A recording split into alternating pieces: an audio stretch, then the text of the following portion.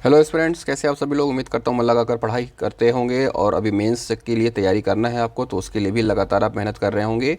एक चीज़ जो लगातार मैं बोलता हूँ कि जो ओल्ड पेपर्स होते हैं एग्ज़ाम के, वो आपके आने वाले एग्ज़ाम के मिरर का काम करते हैं, आने वाले एग्ज़ाम के लिए आईने की तरह काम करते हैं। तो आपको पुराने प्रश्नों को ज़रूर देखना है।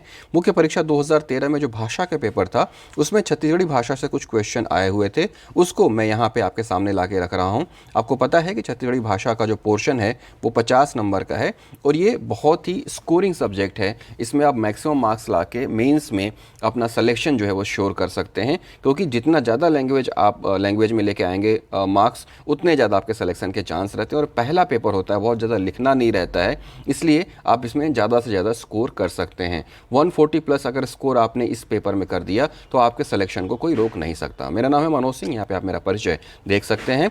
जिन्होंने भी टेलीग्राम चैनल नहीं ज्वाइन किया, टेलीग्राम चैनल जरूर ज्वाइन कर लें, ताकि लेटेस्ट अपडेट्स आपको मिलते रहें, नए आइडियाज़ आपको मिलते रहें। जो भी डॉक्यूमेंट्स होते हैं मैं उसमें अपलोड कर देता हूं, ताकि आप उससे अवेयर होते रहें। चैनल को जरूर सब्सक्राइब कर लीजिएगा, ताकि लेटेस्ट नोटिफिकेशन आपको मिलता रहे। जैसा कि मैंने लास्ट वीडियो में भी बताया था कि मुख्य परीक्षा में जो लैंग्वेज का पेपर होता है उसमें छत्तीसगढ़ी भाषा 50 नंबर का होता है, और इसमें 2-3 क्वेश्चन ऐसे होते हैं जिसमें बहुत इजीली आप 20 नंबर के आसपास स्कोर कर सकते हैं। एक पोर्शन होता है छत्तीसगढ़ी शब्दों के हिंदी अर्थ, दूसरा होता है हिंदी शब्दों के छत्तीसगढ़ी अर्थ। ये 5-5 नंबर के होते हैं, कुल 10 नंबर के।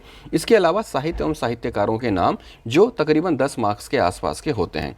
तो ये 20 नंबर बहुत ही इंपॉर्टेंट है आपके लिए, और इसमें आप अच्छे से स्कोर कर सकते हैं, ताकि आपका जो रिजल्ट हो वो बेहतर आए, आपका जो मार्क्स है वो बहुत ही बेहतर आए।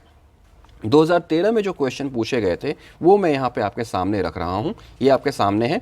आप इसका आंसर देने की कोशिश करिए अगर आपको इसका आंसर आता है तो। और चूंकि ये प्रीलिम्स के लिए भी इम्पॉर्टेंट होता है, क्योंकि सीसेट में ऐसे क्वेश्चन पूछे जाते हैं, उसके सिलेबस में है। इसके अलावा जो भी वनडे एग्ज़ाम है, वनडे एग्ज़ाम में भी ये क्वेश्चंस लगातार पूछे जाते हैं छत्तीसगढ़ी भाषा से संबंधित। इसलिए इस पोर्शन को अगर आप तैयार करते हैं तो ये किसी एक सब्जेक्ट, किसी एक एग्ज़ाम के लिए नहीं, बल्कि हर एग्ज़ाम के लिए होता है, प्रीलिम्स के लिए, मेंस के लिए, वनडे एग्ज़ाम के लिए। तो 2013 में जो क्वेश्चन पूछे गए थे वो यहाँ पे आपके सामने हैं।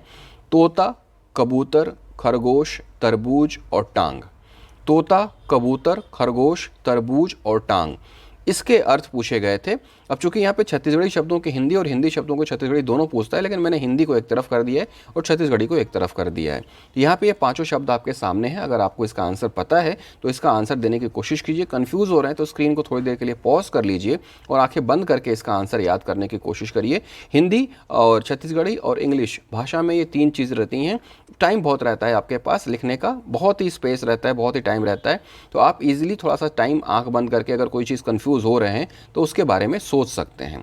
यहाँ पे देख लीजिए, आंसर मैंने डाल दिया है। आंसर आपको पता भी होगा, मुझे पूरी उम्मीद है, क्योंकि आप बहुत मेहनत करके पढ़ाई करते हैं। तोता को सुआ, कबूतर को परेवा, खरगोश को लम्हा, तरबूज को कलिंदर और खरबूज को बंगला। अच्छा, वहाँ पे टांग हो गया था, टांग की जगह खरबूज है वो। खरबूज को बंगला, ठीक है। तोता को सुआ, कबूतर को परेवा, खरगोश को लम्हा, तरबूज को कलिंदर, खरबूज को बंगला। ये पांचों हैं। इसको कहीं नोट डाउन कर लीजिएगा अगर आपने नोट डाउन नहीं किया हुआ या पहले नहीं पढ़ा है, क्योंकि ये पुराना पेपर है, क्वेश्चन आए हुए हैं, इसलिए एग्जाम में इसके रिपीट होने के चांसेस काफ़ी ज़्यादा हैं। यहाँ पे देख लीजिए, 5 ऐसे शब्द थे जिनके हिंदी में लिखना था, 5 ऐसे शब्द जिनको हिंदी से छत्तीसगढ़ी से हिंदी में लिखना था, और कुछ 5 ऐसे जो हिंदी से छत्तीसगढ़ी में लिखना था। यहाँ पे 5 शब्द और हैं: टांग, बाजार, पायल, कंधा, मूछ। टांग, पायल, टांग, बाजार, पायल, कंधा, मूछ। आंसर बताने की कोशिश करिए। अगर इसका आंसर आपको पता है तो लिखने की कोशिश करिए, ताकि बार बार आप लिखें और बार बार ये याद रहे, कभी दिमाग से स्किप ना हो, ताकि एग्ज़ाम में आप ज़्यादा से ज़्यादा स्कोर कर सकें। तो इस तरह से जितनी ज़्यादा बार आप लिखेंगे उतना ही ज़्यादा आप स्कोरिंग करेंगे और उतना ही ज़्यादा आपका परफेक्शनेस जो है बढ़ेगा। इसका आंसर देख लीजिए: टांग का गोड़, बाजार का हाट, पायल का पैरी, कंधा को खांद भी बोलते हैं और खांद भी बोलते हैं, खांध, खांद दोनों ही बोलते हैं, मूछ को मेछा। तो ये जो 10 शब्द थे हिंदी से छत्तीसगढ़ी, छत्तीसगढ़ी से हिंदी, ये पूछे गए थे 2013 में, और ये 10 के 10 मार्क्स आप अपनी मुट्ठी में कर सकते हैं। ये 10 नंबर आने से न सिर्फ आपका कॉन्फिडेंस बढ़ेगा, बल्कि आपके स्कोर में भी ग्रोथ होगी, जो आपको सिलेक्शन दिलाने में बहुत हेल्प करेगा। अब अगले पोर्शन की तरफ बढ़ते हैं, साहित्य और साहित्यकारों की तरफ। ये क्वेश्चन तो आप जानते ही हैं, सार्वजनिक क्वेश्चन है, लगातार इससे संबंधित क्वेश्चन आते ही रहते हैं, क्योंकि ये न सिर्फ प्रीलिम्स में पूछते हैं बल्कि मेंस में पूछते हैं, वनडे एग्जाम में भी पूछते हैं। और ये ऐसे क्वेश्चन है जिसका आपको आंसर आना ही चाहिए, क्योंकि इसका आंसर आपको याद करना पड़ेगा, याद करने के अलावा कहीं कोई और ऑप्शन नहीं है। अब यहाँ पे छत्तीसगढ़ी साहित्य एवं साहित्यकारों के नाम है, हर क्वेश्चन के आगे 2 मार्क्स के होते हैं। अब यहाँ पे 4 क्वेश्चन है तो सीधे सीधे ये आपका 8 नंबर का हो गया। तो 10 नंबर उधर और 8 से 10 नंबर इधर, 20 नंबर ये आपके एकदम श्योर होने चाहिए, ताकि ये किसी भी सूरत में आपके हाथ से जाने ना पाएँ। अब यहाँ पे देख लीजिए, मोंगरा के लेखक कौन है, छत्तीसगढ़ी उद्विकास के लेखक कौन है, छत्तीसगढ़ी बोली व्याकरण और कोश के लेखक कौन है, छत्तीसगढ़ी दान लीला के लेखक कौन है। इन चारों के लेखकों के नाम आप बताइए। अभी आपने प्रीलिम्स के लिए तैयारी की होगी तो मुझे पूरी उम्मीद है कि इसका आंसर आपको याद होगा। इसका आंसर लिख के बताइए, ताकि ज़्यादा से ज़्यादा आप लिखें और ज़्यादा से ज़्यादा याद रहें। कन्फ्यूज़ हो रहे हैं तो वीडियो थोड़ी देर के लिए पॉज करिए और अपनी आंखें बंद करके सोचने की कोशिश करिए कि आखिरकार इसका आंसर क्या हो सकता है। जो भी आंसर आपके दिमाग में आ रहा है उसको देने की कोशिश करिए, क्योंकि इसकी ठीक बाद इसका आंसर आपके सामने आ जाएगा। अगर आप कंफ्यूज भी होंगे या गलत भी होंगे तो अपने आप को आप करेक्ट कर सकते हैं, अपने आप को करेक्ट चेक करते रहना चाहिए। तो चलिए देखते हैं इसका सही आंसर क्या है। इसका सही आंसर यहाँ पे आपके सामने है, जिसको कि आप देख सकते हैं। मोंगरा लिखा है शिवशंकर शुक्ल ने, छत्तीसगढ़ी उद्विकास लिखा है नरेंद्र देव वर्मा ने, छत्तीसगढ़ी बोली व्याकरण और कोश लिखा है डॉक्टर कांति कुमार जैन ने, और छत्तीसगढ़ी दान लीला ये तो आपको पता ही है सुंदरलाल शर्मा ने लिखा है। मोंगरा शिवशंकर शुक्ल, छत्तीसगढ़ी उद्विकास नरेंद्र देव वर्मा। नरेंद्र देव वर्मा की जो कृतियां हैं उससे अनगिनत बार क्वेश्चन आ चुके हैं, इसलिए इनके सारी कृतियों का नाम आपको पता होना चाहिए।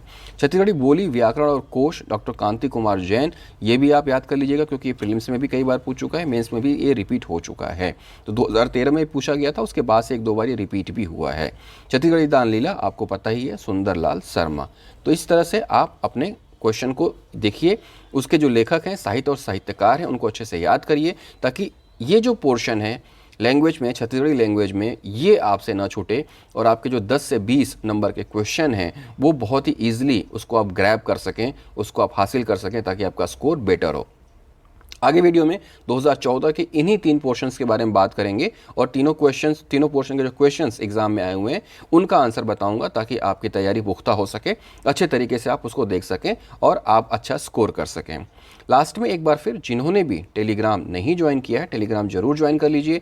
टेलीग्राम में 12,500 से ज़्यादा स्टूडेंट्स यहाँ मेरे साथ जुड़े हुए हैं, जिनके साथ लगातार न्यू आइडियाज़ शेयर होते रहते हैं। जो भी एग्ज़ाम से रिलेटेड डॉक्यूमेंट होते हैं वो मैं यहाँ पर डालता हूँ, ताकि आपको अपने एग्ज़ाम में हेल्प मिल सके। इसके अलावा जिन्होंने भी चैनल सब्सक्राइब नहीं किया, चैनल जरूर सब्सक्राइब कर लीजिए, ताकि लेटेस्ट नोटिफिकेशन आपको तत्काल मिलता रहे और आपकी जो तैयारी है वो बहुत अच्छे तरीके से हो सके। एक बार फिर से कहता हूं कि जैसे ही पुराने पेपर आप देखेंगे, आपका न सिर्फ कॉन्फिडेंस बढ़ेगा बल्कि आपकी जो वोकैबुलरी है वो भी बढ़ेगी। और जो पुराने प्रश्न पत्र होते हैं आने वाले एग्जाम के लिए आईना होते हैं, वो आपको आईना दिखाते हैं कि किस तरह से आगे क्वेश्चन आएंगे। और ये भी होता है कि क्वेश्चन के रिपीट होने की संभावनाएं बहुत ज़्यादा होती हैं, तो उस रिपीटेशन में कई बार ऐसा होता है कि हमने पुराने पेपर नहीं देखे होते हैं, जिसकी वजह से हम उसका आंसर नहीं दे पाते हैं। जबकि पुराने क्वेश्चन जो आ चुके हैं अगर वो रिपीट होते हैं तो उनका आंसर अगर हम नहीं दे पाते हैं तो ये किसी गुनाह से कम नहीं है। जो एग्जाम में पहले आ चुका है उसका आंसर हमें नहीं पता है तो ये हमारे लिए थोड़ी मुसीबत पैदा कर सकता है, हमारे स्कोर को कम कर सकता है। उम्मीद करता हूँ ये सेशन आपको अच्छा लगेगा। 2014 का वीडियो भी जल्दी ही अपलोड करूँगा, ताकि आपको ज़्यादा से ज़्यादा हेल्प मिल सके। तब तक पढ़ते रहिए, आगे बढ़ते रहिए। जय हिंद।